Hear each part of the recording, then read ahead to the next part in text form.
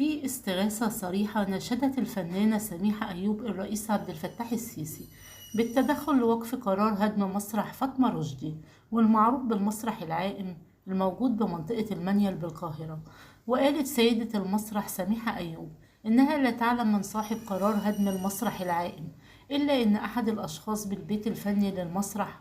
أبلغها إن هناك قرار تم اتخاذه لهدم ذلك المسرح العريق،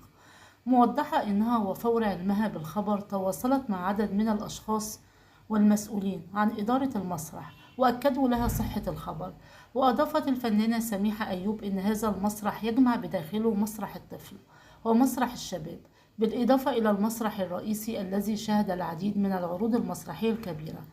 كما وقف على خشبته عمالقة الفن المصري من بينهم فريد شوقي وفؤاد المهندس ومحمود ياسين وأبو بكر عزت وغيرهم،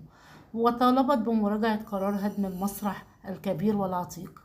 وأوضحت السيدة سميحة أيوب إنه من المفترض بناء وتشييد مسارح جديدة، خاصة إن مصر تعاني من قلة عدد المسارح التي تعد منارة للفنون والثقافة وركنا أساسيا من أركان الفن والتمثيل، معلنة إن قرار هدم المسرح العائم يعد بمثابة تشويه لفكر وثقافة مصر.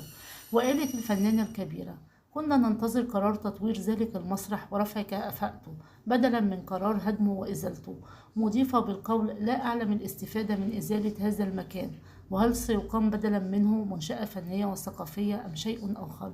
يذكر أن المسرح العائم تم إنشاؤه بمنطقة المنيل بالقاهرة في خمسينات القرن الماضي. كان عبارة عن مركب عائم في نهر النيل، تم استبدال المركب وأنشئ مكانه مسرح ثابت بعدما حقق المسرح الشهرة الواسعة، وأصبح يحظى بإقبال جماهيري كبير، وأطلق عليه مسرح فاطمة رشدي بعدما كرم الرئيس الراحل محمد أنور السادات الفنانة فاطمة رشدي في السبعينات.